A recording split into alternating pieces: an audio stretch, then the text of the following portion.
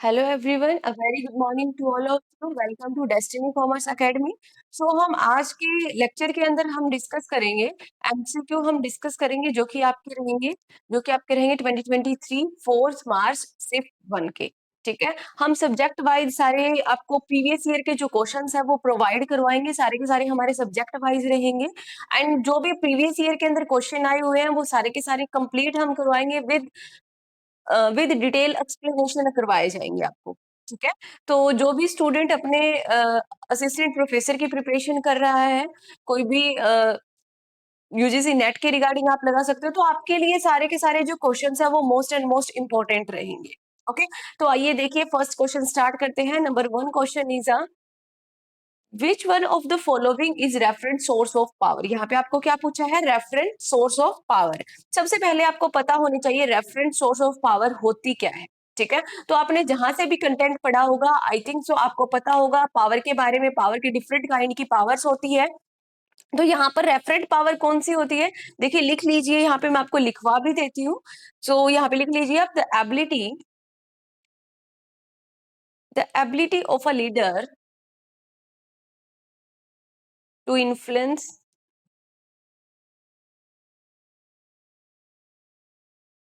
a follower due to the followers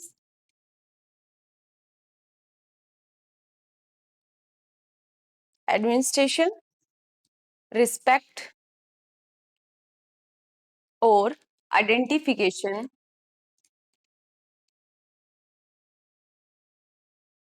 with the leader। ठीक है, साथ के साथ जहां पर भी आप नोट डाउन कर रहे हो, आप नोट डाउन कर लेना ये सारी चीजें जो भी मैं आपको लिखवा रही हूँ। रेफरेंस पावर का बेसिकली मतलब होता है कि कोई भी जो लीडर की जो एबिलिटी होती है, जो इन्फ्लुएंस करती है अपने फॉलोवर को, ठीक है, और जिसके कारण जो फॉलोवर है वो उसको फॉलो करना चाहते हैं। तो यहाँ पर हमारा कौन सा सोर्स ऑफ पावर है, हमें ये बताना। सबसे पहले हम पढ़ते हैं परसेप्शन और belief that manager have some special knowledge, यानी कि मैनेजर के पास कुछ स्पेशल नॉलेज है, तो उसको हम क्या बोलेंगे? उसको हम बोलते हैं एक्सपर्ट पावर। ये कौन सी पावर है आपकी? Expert power. देन नेक्स्ट देखिए, manager desire to identify with और इमिटिएट द सबॉर्डिनेट, यानी कि सबॉर्डिनेट जो है वो उसकी नकल करना चाहते हैं, उसके जैसा बनना चाहते हैं। तो यहाँ पर ये कौन सी पावर होगी? यहाँ पर आपकी referent power. Referent power. Then next देखिए, ability of the manager to reward the subordinate for obeying orders, यानी कि ऑर्डर्स को माने जाते हैं। ठीक है, यानी कि एक जो मैनेजर की है वो एबिलिटी है कि वो रिवॉर्ड प्रोवाइड करता है, कोई भी जो सबॉर्डिनेट है वो जो ऑर्डर दिया है उसको फॉलो अप करता है। तो ये होती है आपकी रिवॉर्ड पावर, यानी कि आप कुछ ना कुछ बदले में उनको क्या दे रहे हो? रिवॉर्ड दे रहे हो। Reward power. नेक्स्ट देखिए, ability of the manager to punish the subordinate for not obeying order. ठीक है, तो ये होती है आपकी कोहेसिव पावर। ठीक है, मैंने आपको इसका सारा का सारा जो एक्सप्लेनेशन है वो बता दिया गया है। इसी तरीके से हम क्वेश्चंस को करेंगे, सीरीज वाइज करेंगे हम, वन बाय वन। सो देखिए, नेक्स्ट क्वेश्चन देखिए। Second question is which one of the following is not an advantage of the line organisation. सबसे पहले पता होनी चाहिए लाइन ऑर्गेनाइजेशन होती क्या है, और अभी हमें इसमें से पता करना है कि कौन सा इसका एडवांटेज नहीं है। ठीक है, सो एडवांटेज की अगर बात करते हैं हम, इट इंश्योर एक्सीलेंट डिसिप्लिन, तो ये तो आपका एडवांटेज रहेगा। Next is it fix responsibility for the performance of task, it is suitable for big organization, it is not expensive. तो यहाँ पर कौन सा एडवांटेज नहीं है? आई थिंक यहाँ पर जो सी ऑप्शन है, it is suitable for big organization, ये इसका एडवांटेज नहीं है। बाकी सारे क्या है इसके एडवांटेज रहेंगे। ओके, तो इस तरीके से आपको क्वेश्चंस को सॉल्व करना है। जैसे ही आप प्रीवियस ईयर के क्वेश्चंस को लगाओगे, तो वहां से आपको एक माइंड के अंदर क्लियरिटी होगी कि किस टाइप के क्वेश्चन आते हैं और किस तरीके से हमें अटेम्प्ट करने हैं क्वेश्चन को। ठीक है, नेक्स्ट क्वेश्चन देखिए, question number 3 is a scale that measure a fair sample of task and skill actually needed, यानी कि कौन, यानी कि यहाँ पर हमें कौन सा जो स्केल है वो मेजर करता है टास्क और स्किल को, जो कि एक जॉब की रिक्वायरमेंट के लिए जरूरी है, कि असेंशियल है आपकी जॉब के लिए। तो उसको हम क्या बोलेंगे, टेस्ट वैलिडिटी बोलेंगे, कंटेंट वैलिडिटी बोलेंगे, क्राइटेरिया वैलिडिटी बोलेंगे या कंस्ट्रक्ट वैलिडिटी बोलेंगे। तो यहाँ पर आपका जो करेक्ट आंसर रहेगा वो रहेगा कंटेंट वैलिडिटी। कंटेंट का मतलब बेसिक्स आपको भी समझ आता है ना। मान लीजिए कि आपका जो सिलेबस दिया गया है उसके अंदर क्या है, कंटेंट दिया गया है कि आपके अंदर क्या स्किल होनी चाहिए, आपके अंदर क्या एबिलिटी होनी चाहिए पर्टिकुलर जॉब के लिए। मान लीजिए आप असिस्टेंट प्रोफेसर कि जॉब लगना चाहते हो, ठीक है, तो उसके लिए आपकी क्या क्या स्किल होनी चाहिए, क्या एबिलिटी होनी चाहिए, उन सबको मेजर करता है एक टेस्ट। तो वो होती है आपकी कंटेंट वैलिडिटी। नेक्स्ट देखिए, next question is a training technique which teach the importance of resolving matter. यानी कि कौन सी ट्रेनिंग टेक्निक है जहां पर सिखाया जाता है आपको कोई भी जो मैटर है उसको सोल्व करने के रिगार्डिंग। सो उसको क्या बोलते हैं हम, build intention, tag team, shadowing, mirroring. तो यहाँ पर जो करेक्ट आंसर रहेगा वो रहेगा आपका बिल्डिंग टेंशन। बिल्डिंग टेंशन का मतलब क्या होता है, to create level of discomfort. ठीक है, अगर हम टैग टीम की बात करते हैं तो यहाँ पर इसका मतलब होता है collaborative discomfort, sorry collaborative learning opportunity, learning opportunity. Setting का मतलब क्या होगा यहाँ पे, where an individual closely observe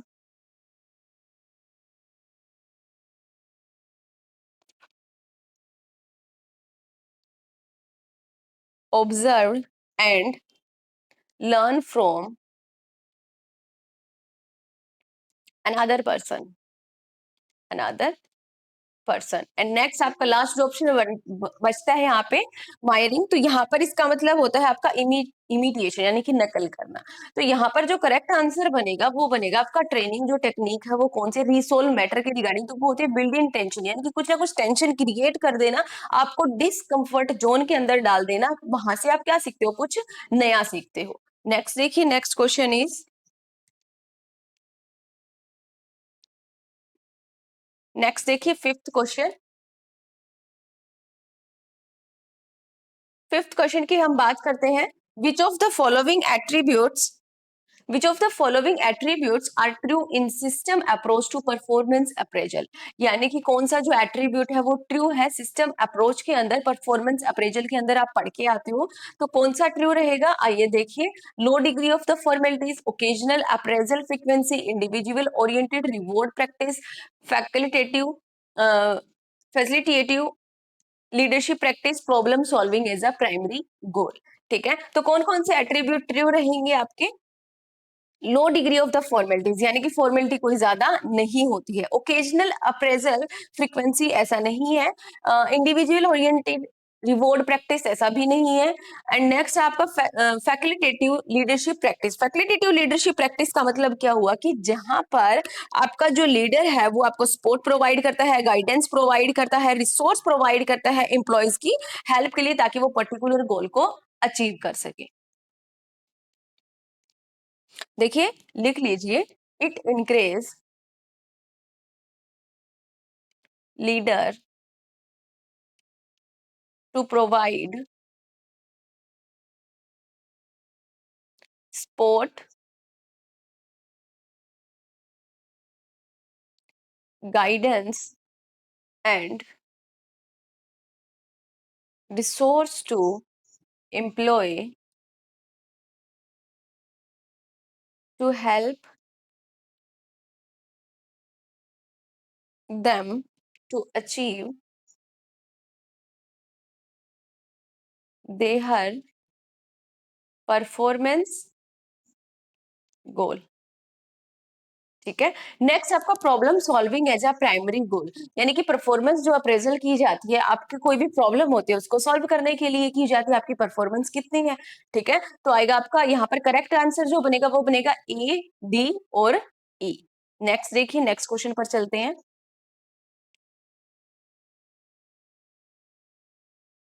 आइए सिक्स्थ क्वेश्चन पढ़ते हैं। सिक्स्थ क्वेश्चन के अंदर क्या दिया गया है आपको, सिक्स्थ क्वेश्चन के अंदर दिया गया है, which of the following are distance features of principle of management, यानी कि कौन से जो प्रिंसिपल, जो मैनेजमेंट की जो प्रिंसिपल है उसके अंदर कौन कौन से फीचर्स जो होते हैं वो इंक्लूड होते हैं। Number one is a flexibility, बिल्कुल फ्लेक्सिबल होते हैं, आप कैसे भी उनको यूज कर सकते हो। यूनिवर्सल एप्लीकेबिलिटी, हर जगह एप्लीकेबल होते हैं, यूनिवर्सल एप्लीकेबिलिटी है। Principle are absolute not relative, यानी कि प्रिंसिपल ऑफ जो मैनेजमेंट है वो अब्सोल्यूट नहीं है, ठीक है, या फिर फिक्स नहीं है, आप बोल सकते हो यहाँ पे। ये नहीं है कि आपने जो बोल दिया यानी कि एक तरीके से फिक्स कर दिया तो वही है, वो नहीं है, ठीक है, ऐसे प्रिंसिपल नहीं है। नेक्स्ट है बेस्ड ऑन अ सिचुएशन, यानी कि सिचुएशन के ऊपर बेस होते हैं, किस टाइप का आपका जो सिचुएशन है, किस तरीके की सर्कमस्टांसेस है, उनके अकॉर्डिंग जो है वो आप प्रिंसिपल को अडॉप्ट कर सकते हो। Next drive out of the experience, जो प्रिंसिपल बनाए गए हैं वो आपके एक्सपीरियंस के थ्रू ड्राइव किए गए हैं। तो यहाँ पर जो करेक्ट आंसर रहेगा वो रहेगा आपका ए, बी, डी और ई। ए, बी, डी और ई, यानी कि जो ए, जो आपका फोर्थ जो ऑप्शन रहेगा वो आपका करेक्ट ऑप्शन रहेगा। Next question is according to the Henry Fayol which of the following of principle of management, यानी कि हेनरी फ्योल के अकॉर्डिंग आपके जो प्रिंसिपल ऑफ मैनेजमेंट है वो कितने टाइप के हैं। यहाँ पर आपको डिफरेंट डिफरेंट ऑप्शन दिए गए हैं, तो यहाँ से आपको सिलेक्ट करना है। Number one is a discipline, होता है। Number two is a decentralization, होता है क्या? अगर आपको पढ़े हो तो याद होगा, होता है क्या? नहीं होता, इसकी जगह पे होता है सेंट्रलाइजेशन। ये आपको ध्यान रखना है। बस इसी तरीके के आपके क्वेश्चन आते हैं, कंसेप्ट वाइज आपके क्वेश्चंस आते हैं, और यही चीजें आपको क्वेश्चंस के अंदर सीखने को मिलेगी। ये नहीं है कि आप कंटेंट को पढ़ रहे हो, कंटेंट को पढ़ रहे हो अच्छी बात है, क्योंकि कंटेंट के बिना पढ़े तो क्वेश्चन को सोल्व ही नहीं कर पाओगे, ओके। बट कंटेंट के साथ साथ जैसे आप एमसीक्यू की प्रैक्टिस करोगे या फिर आप प्रीवियस ईयर के जो क्वेश्चंस आए हुए हैं उनकी प्रैक्टिस करोगे तो वो आपके लिए और भी ज्यादा बेनिफिशियल रहेंगे। आपको पता चलेगा कि किस टाइप के कंसेप्ट के अकॉर्डिंग आपको क्वेश्चन दिए जाते हैं।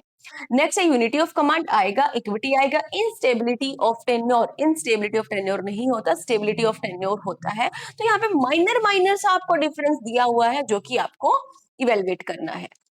सो यहाँ पर जो आपका करेक्ट आंसर बनेगा वो बनेगा option number A, option number C, option number D, A C D. यहाँ पर कहाँ पे दिया हुआ है? ऑप्शन नंबर ए के अंदर दिया हुआ है। नेक्स्ट देखिए, फिर 8th क्वेश्चन पे आते हैं। 8th क्वेश्चन की हम बात करेंगे। देखिए 8th क्वेश्चन क्या दिया गया है आपको? Arrange the following example of human need in the hierarchy of their increasing importance. Increasing importance के अंदर हमें लिखना है, यानी कि बढ़ते क्रम में लिखना है हमें, पहले छोटा फिर बड़ा फिर बड़ा, इस तरीके से लिखना है, ये तो आपको पता ही होगा। और नीड ऑफ हायरार्की आप पढ़ के भी आए होंगे, तो यहाँ पर आपको छोटा सा एग्जाम्पल के थ्रू आपको दिया हुआ है जो कि आपको समझना है कि कौन कौन सी नीड है जो आपको दी गई है। सो नंबर वन आपको दिया गया है यहाँ पे insurance for accidents, recognization and respect from other, food and shelter provision. Food and shelter को समझ देख के तो आप समझ गए होगे, तो ये कौन सी होगी आपकी? फिजियोलॉजिकल नीड होगी आपकी, ठीक है, फिजियोलॉजिकल नीड होगी आपकी। नेक्स्ट आपका accomplishing decision in choose area in maximizing potential, developing meaningful relation with other, ठीक है। तो यहाँ पर आपका फर्स्ट तो क्या आएगा? सी आएगा। सी कहाँ पे दिया हुआ? दिया हुआ इन दोनों में दिया हुआ, ये तो आपके कट हो गए, ठीक है। अब इन दोनों को देखते हैं। फिर आपको दिया गया ए के अंदर दिया गया इंश्योरेंस फॉर एक्सीडेंट, तो ये आपकी कौन सी नीड होगी? इंश्योरेंस बनाना एक्सीडेंट के रिगार्डिंग, तो ये आपकी सेफ्टी नीड होगी या फिर सिक्योरिटी नीड आप बोल सकते हो इसको, ठीक है। ए बी हमने कर दिया। अब हमें बी और ई में से सिलेक्ट करना है कि हमारा कौन सा आएगा। बी आपको दिया गया रिकॉग्नाइजेशन रिस्पेक्ट फ्रॉम अदर, ई आपको दिया गया developing meaningful relation with other.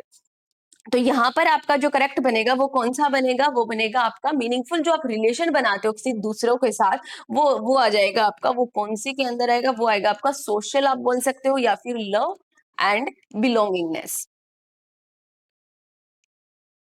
Love and belonging, ठीक है। तो ई आ गया आपका, तो ई आ गया तो आपका डी ऑप्शन करेक्ट हो गया। तो इस तरीके से क्वेश्चन को कम टाइम के अंदर सॉल्व करने की कोशिश किया करो। यहाँ से जो आपको लग जाए कि ये तो नहीं हो सकता, उसको पहले से ही एलिमिनेट कर दिया करो। पहले से ही एलिमिनेट कर दोगे तो आपके पास टाइम यहाँ पर ज्यादा बच जाएगा। तो इस तरीके से क्वेश्चन को सॉल्व करना। ई हमारा आ गया, देन आएगा बी हमारा, इसके अंदर आ जाएगा आपका एस्टीम नीड, और फिर बच जाता है आपका डी, जिसके अंदर आ जाएगा आपका सेल्फ एक्चुअलाइजेशन, ठीक है।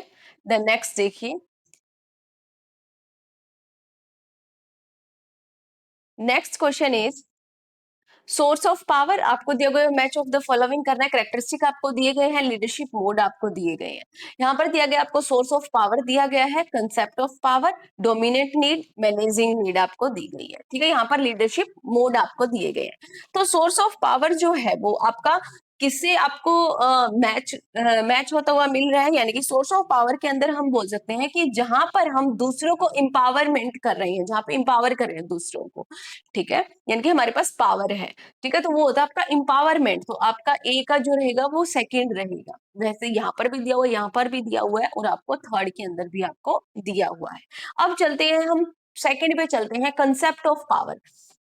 कंसेप्ट ऑफ पावर के अंदर power extension, build culture, multiplying, ये कुछ समझ नहीं आ रहा, तो नेक्स्ट पे चलते हैं, डोमिनेट नीड पे चलते हैं। डोमिनेट का मतलब तो पता है ना आपको कि किसी दूसरे को इन्फ्लुएंस कर रहे हो, डोमिनेट कर रहे हो। तो डोमिनेट नीड जो है वो किसका करेक्टरिस्टिक होगा आपका लीडरशिप मोड के अंदर, पावर एक्सटेंशन का, बिल्डिंग कल्चर का एंड मल्टीप्लाइंग का। तो यहाँ पर आ जाएगा आपका पावर एक्सटेंशन, की हम डोमिनेट होते हैं पावर को एक्सपेंड, यानी कि अपना जो कंट्रोल है, अथॉरिटी है, उसको एक्सपेंड करने के लिए, expand there control and authority. ठीक है, देन नेक्स्ट देखिए, फिर मैनेजिंग स्टाइल। मैनेजिंग स्टाइल के अंदर अगर हम देखेंगे तो मैनेजिंग स्टाइल के अंदर आपका आ जाएगा, फिर ए का हमने क्या किया, ए का हमने किया सेकंड, ए का हमने किया सेकंड किया है हमने। उसके बाद बी का हमने पता नहीं एक बार डोमिनेंट का, सी का हमने क्या किया, सी का हमने किया फर्स्ट। तो सी का देखो यहाँ पे फर्स्ट दिया गया है, बट यहाँ पर भी दिया गया है, अभी भी डाउट ही चल रहा है। और डी का अगर हम बात करते हैं तो यहाँ पे आपको थर्ड दिया गया है, डी का मैनेजिंग स्टाइल। मैनेजिंग स्टाइल के अंदर आपको आएगा, आपका correct answer is a building culture. Building culture का मतलब क्या होता है, यानी कि जब आप मैनेज करके रखते हो तो आप अपने कल्चर को बिल्ड कर रहे हो, यानी कि बिल्ड ऑर्गेनाइजेशन कल्चर। ठीक है, तो यहां से आपका आई थिंक सो आपका जो ऑप्शन नंबर ए है वो आपका करेक्ट है। और यहाँ पर जो बी का रहेगा वो रहेगा आपका फोर्थ, मल्टीप्लाइंग। मल्टीप्लाइंग का मतलब होता है the power and influence of other.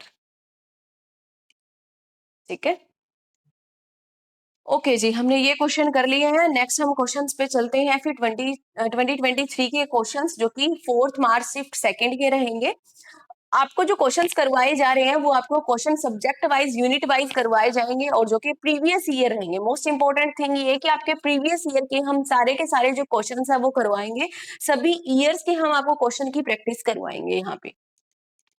The next देखिए, first question is which of the following motive characteristic dominant organizational culture climate of club, यानी कि कौन सा होगा, कौन सा करेक्टरिस्टिक है इसके अंदर, कौन से करेक्टरिस्टिक का मोटिव होता है डोमिनेट ऑर्गेनाइजेशन क्लाइमेट। तो हमें बताना है यहाँ पे extension, dependency, affiliation and achievement.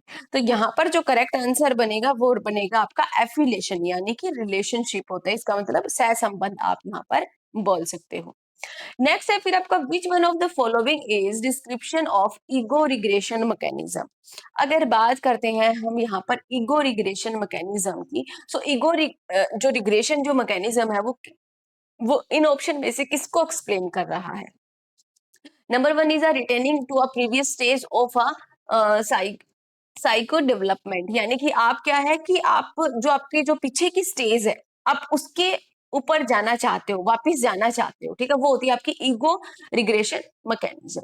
ठीक है, इसका करेक्ट आंसर जो रहेगा वो ऑप्शन नंबर ए ही रहेगा इसका करेक्ट आंसर, क्योंकि यहाँ पर हमें करेक्ट आंसर मिल गया है। क्योंकि जब हमें पता होता है जो आपकी ईगो रिग्रेशन जो मैकेनिज्म होती है वो होती है कि जो आप प्रीवियस का जो बिहेवियर आप वहां पर जाना चाहते हो। ठीक है, तो यहाँ पर आपका जो ए ऑप्शन है वो आपका करेक्ट ऑप्शन रहेगा।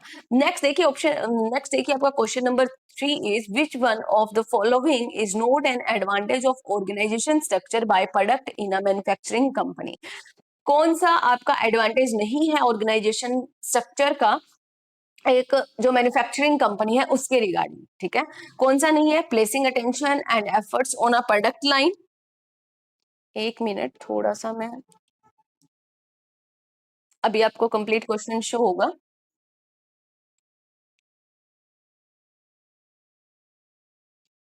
देखिए, Which one of the following is not advantage? कौन सा advantage नहीं है? Place attention and efforts on a product line, required less person with general managerial ability, improve coordination of functional activity, permit growth and diversity of a product. तो यहाँ पर advantage देख लीजिए कौन कौन से एडवांटेज होते हैं हमारे।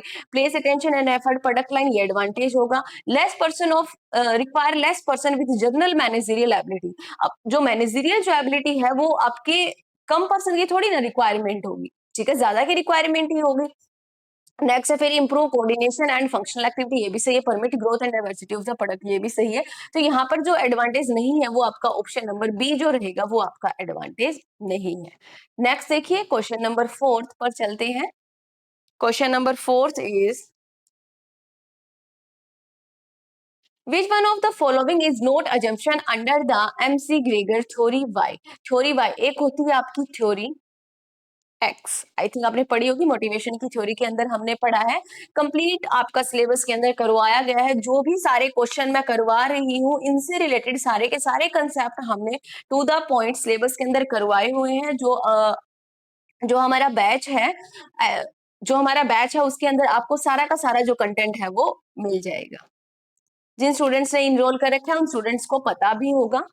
देखिए एमसी जो ग्रेगर, ठीक है, यहाँ पर नंबर 1 दिया गया है degree of commitment to objective in the proportion of the size of the reward, यानी कि जो आपका ऑब्जेक्टिव आप अचीव करते हो वो रिलेट करता है रिवॉर्ड से, आपका एसोसिएटेड होता है, यानी कि पर्टिकुलर ऑब्जेक्टिव को जब आप अचीव करोगे तो आपको रिवॉर्ड दिया जाएगा। नेक्स्ट आपका under the condition of the modern industrial life, जो मॉडर्न की जो इंडस्ट्रियल लाइफ है यहाँ पर क्या है कि जो एवरेज जो मैन है वो अपना पार्शली यूटिलाइज कर रही है ओनली, ठीक है, यानी कि कम यूटिलाइज कर रहे हैं, ज्यादा आपका मशीनरी वर्क हो गया है। नेक्स्ट है आपका external control and the threat of punishment are only mean for producing, यानी कि जो एक्सटर्नल कंट्रोल है या फिर जो पनिशमेंट दी जा रही है उसका ओनली मतलब है producing efforts toward the organization objective, ताकि ऑर्गेनाइजेशन ऑब्जेक्टिव को अचीव कर सके। तो ये तो आएगा ही नहीं, थ्रेट वगैरह तो आता ही नहीं है थ्योरी वाई के अंदर, तो ये आपकी अजम्पशन नहीं है।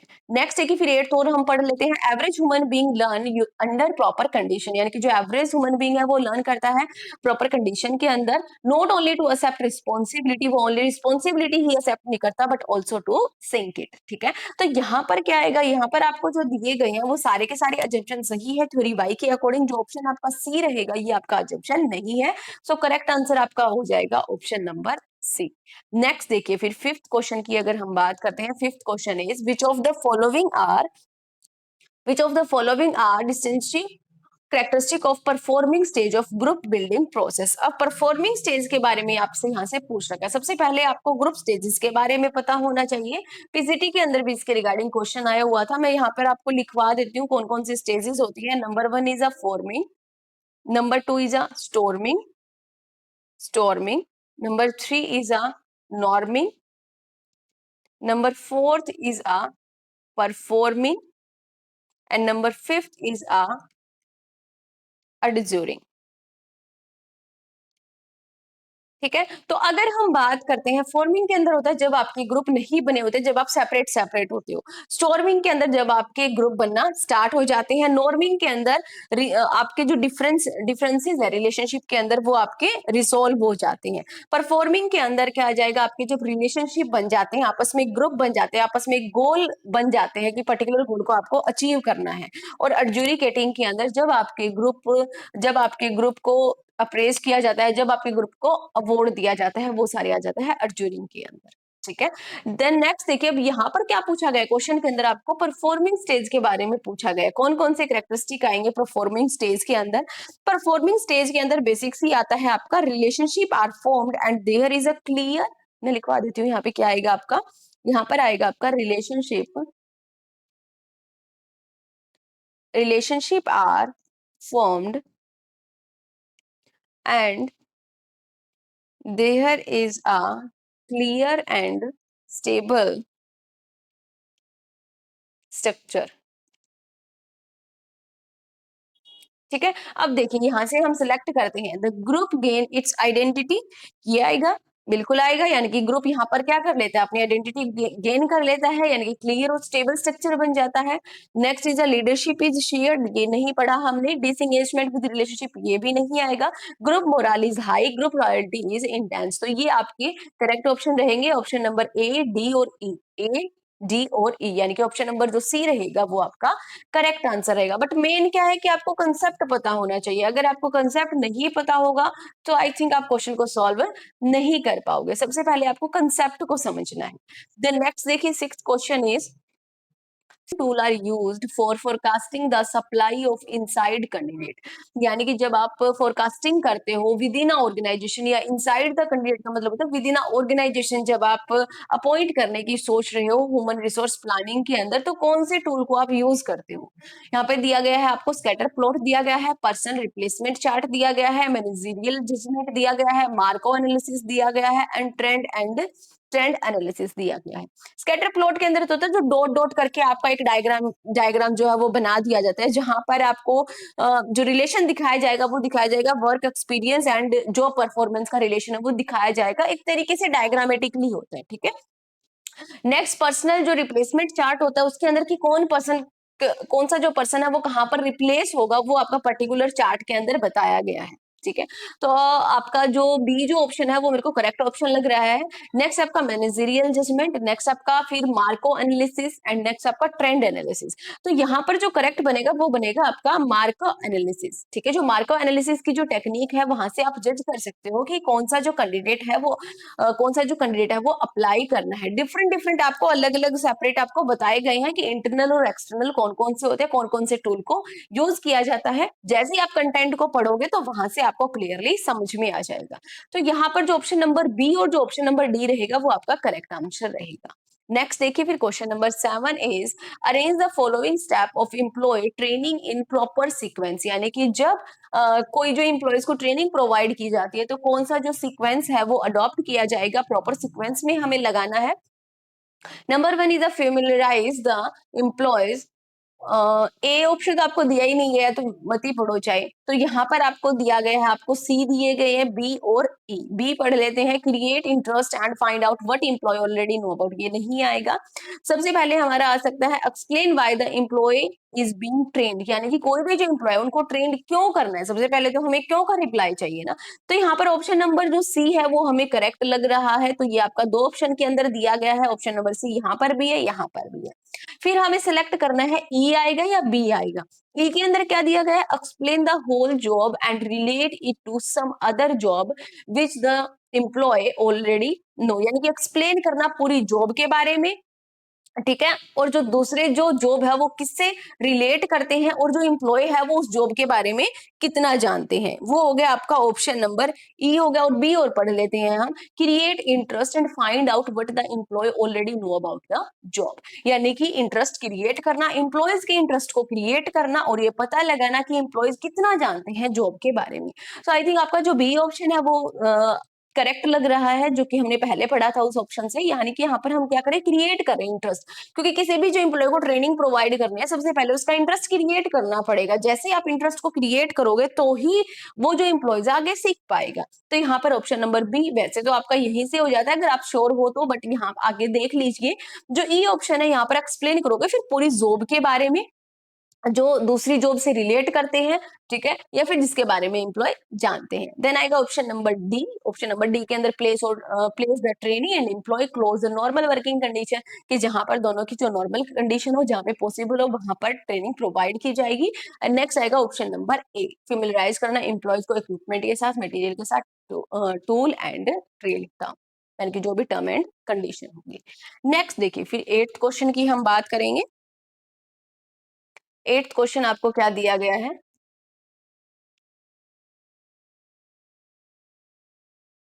देखिए एट्थ क्वेश्चन पढ़ते हैं हम। यहाँ पर भी आपको मास्लो की नीड हायरार्की थ्योरी दी गई है।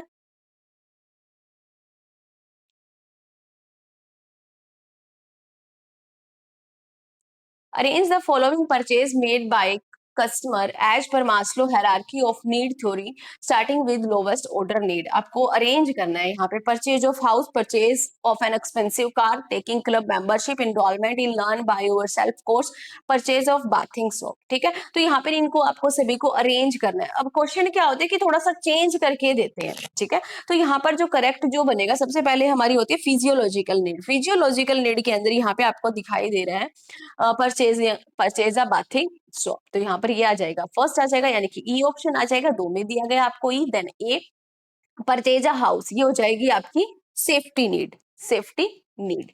ठीक है, देन आएगा बी और सी में से सिलेक्ट करना है, परचेज एन एक्सपेंसिव क्या है, टेकिंग अ क्लब मेंबरशिप। ठीक है, तो यहाँ पर जो करेक्ट बनेगा वो क्या बनेगा आपका, टेकिंग अ क्लब मेंबरशिप। यहाँ पर आ जाएगा आपका ये लव एंड बिलोंगिंग के अंदर। ठीक है, देन नेक्स्ट आ जाएगा आपका बी। बी के अंदर क्या दिया हुआ है, परचेज एक्सपेंसिव कार, यानी कि esteem need, esteem need. Enrolment learn by your self, खुद के बारे में जानना, सेल्फ एक्चुअलाइजेशन। ठीक है, तो यहाँ पर जो करेक्ट आपका ऑप्शन बनेगा वो बनेगा आपका option number C is a correct option. Okay, तो आज के लेक्चर के अंदर हमने दो शिफ्ट के जो क्वेश्चंस है वो किए हैं, कंप्लीट हमने किए हैं, विद हमने डिटेल एक्सप्लेनेशन किए हैं। अगर आपको कोई प्रॉब्लम हो, कोई इश्यू हो, तो आप कमेंट बॉक्स के अंदर बता सकते हैं, और आप हमें कांटेक्ट कर सकते हैं 8708021109 पर आप हमें कांटेक्ट कर सकते हैं। और जिन किसी स्टूडेंट्स ने भी बैच के अंदर इनरोल नहीं कर रखा, वो बैच के अंदर इनरोल कर लीजिए। हमारी जो ऐप रहेगी वो रहेगी डेस्टिनी कॉमर्स एकेडमी, ऐप को आप इंस्टॉल कर लीजिए, वहां से आपको सारी की सारी जो इन्फॉर्मेशन है वो मिल जाएगी। लेक्चर को ज्यादा से ज्यादा शेयर कीजिए, सब्सक्राइब कीजिए और लाइक कीजिए, सब शेयर जरूर कीजिए, ताकि जो स्पोर्ट है वो आप देख रहे हो, ताकि हमें भी थोड़ा मोटिवेशन हो। आप भी फर्दर आप शेयर कीजिए, ताकि जो बाकी आपके जो फ्रेंड्स हैं उनको भी हेल्प मिल सके। Okay, thank you everyone.